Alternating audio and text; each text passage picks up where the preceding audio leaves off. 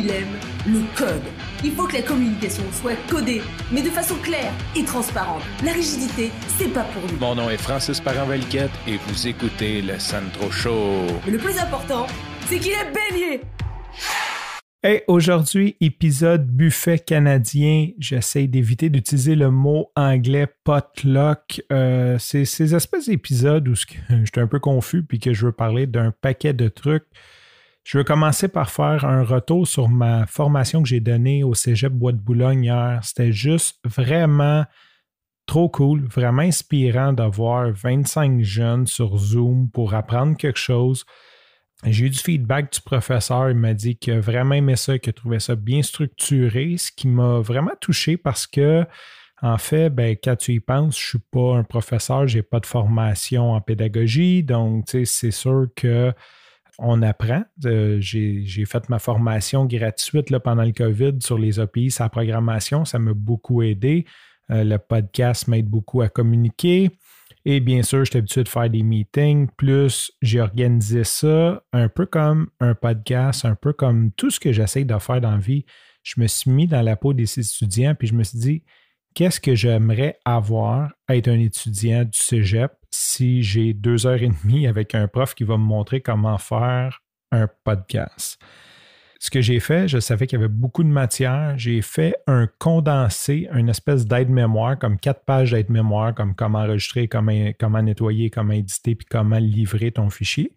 Fait que juste avec les points de référence comme ça, c'est sûr que moi, ça m'aide. Je sais que c'est pas tout le monde qui travaille comme ça, mais je pense que ça a été apprécié aussi.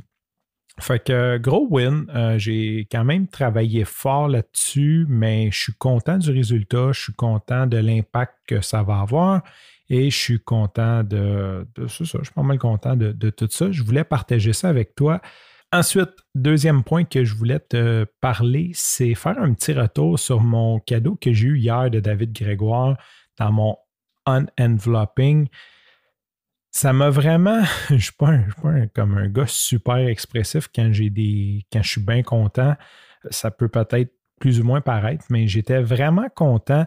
Puis ce qui m'a touché le plus, c'est que David a pris le temps d'aller écouter l'épisode 0 du Sandro Show où je dis dedans que je vais briser toutes les règles du podcast. C'est ça que je dis dans l'épisode 0.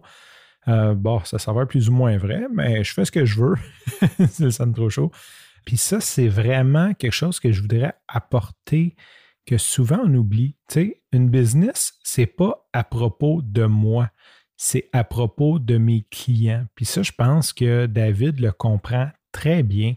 Oui, il m'a envoyé j'ai comme 4 collants de sous-titreurs, puis genre 1000 collants, j'exagère, là, mais comme 10 ou 20 collants de VAR-Média pour moi. Il a fait un cadeau qui n'est pas juste comme je te donne un crayon sous-titreur, puis tu sais, comme je me fais de la pub, puis tu pourras écrire avec. Non, il a vraiment pris le temps d'aller chercher mon logo, de faire un montage, puis d'aller chercher une phrase percutante dans mon contenu. Ça vaut cher. J'aimerais ça être capable de mettre des processus qui me permettent de faire ça sans nécessairement avoir des poches en dessous des yeux ou de me coucher à 4 heures du matin tous les jours. Donc, je trouve ça vraiment cool. Puis c'est une attention qui me touche.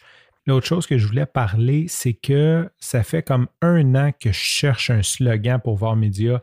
Longue histoire courte, je me suis rendu compte que le slogan que j'avais trouvé, quelqu'un d'autre l'utilise. Donc, c'était un peu, je ne sais pas, je l'avais entendu, si l'inspiration vient de là.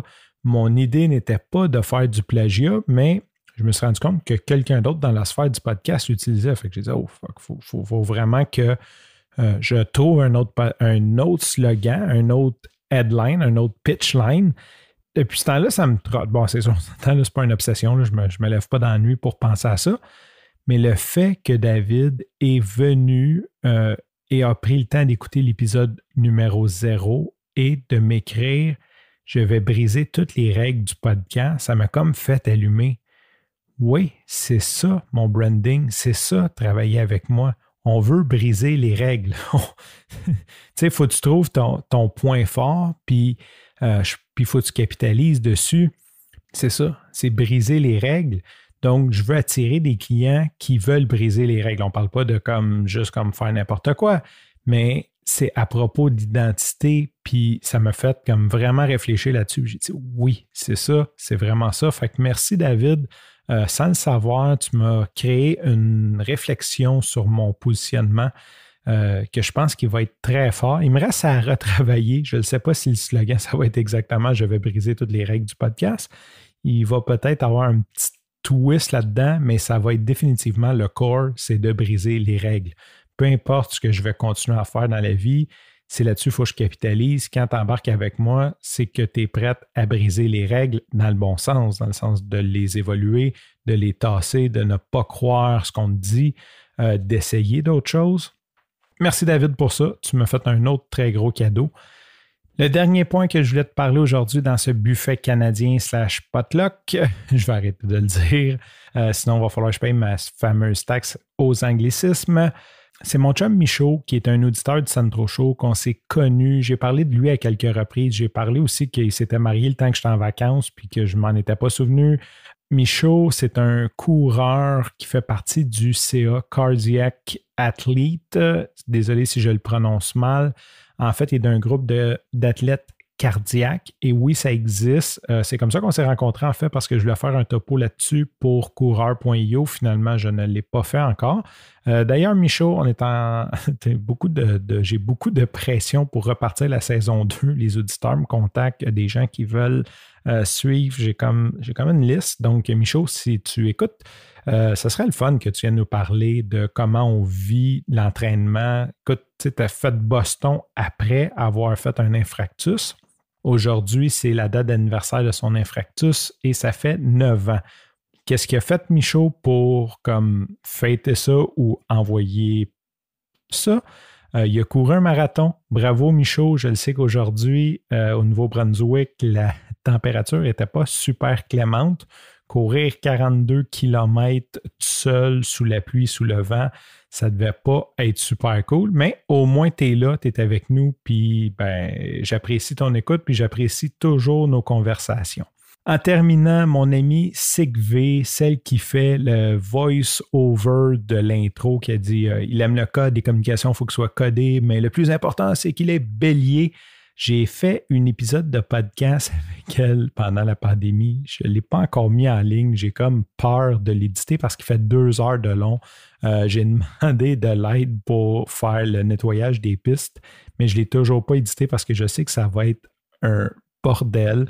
Je vais le faire. Je vais définitivement le faire. C'est juste que je sais que ça va me prendre comme entre 6 et 8 heures total. Fait que j'ai juste peur de commencer. Tu ne la connais peu. Il y a un épisode qui s'en vient avec elle, qu'on parle pendant la pandémie. Pourquoi je te parle d'elle? C'est qu'elle a fait une chanson, elle est vraiment drôle. C'est une fille qui a comme de l'énergie à revendre, elle saute partout, elle est vraiment vraiment cool. Elle a une chaîne YouTube où elle fait plein de niaiseries. C'est vraiment elle, il faut qu'elle exprime ça, puis ça sort comme ça. Et elle a fait une vidéo qu'elle chante, c'est sur une aire connue, là, je ne connais pas exactement le nom de la chanson, mais elle chante « I want to run free », puis c'est tellement drôle. Je vais mettre les liens dans les notes de l'épisode.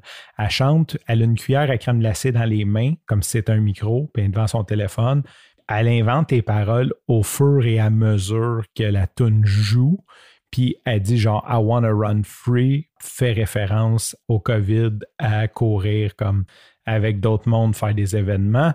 Et comme Michaud a fait son marathon aujourd'hui, puis que je voulais absolument comme, vous faire écouter au moins un extrait, je ne vais pas vous la faire écouter au complet parce que je pense qu'il y a comme 5 minutes, cette tune-là. Là. Fait que je vais juste vous mettre un petit extrait. Si jamais vous voulez l'écouter au complet, je vous invite à aller dans les notes de l'épisode ou chercher sur YouTube Sigv. Comme elle dit, ça s'écrit comme ça se prononce. Je suis certain que vous ne trouverez pas. C'est XICH-VE accent circonflexe. Sigv. Il n'y en a pas beaucoup. Tu devrais la trouver. Sur ce, je te remercie pour ton écoute. Je te dis à demain et bye bye. The second take.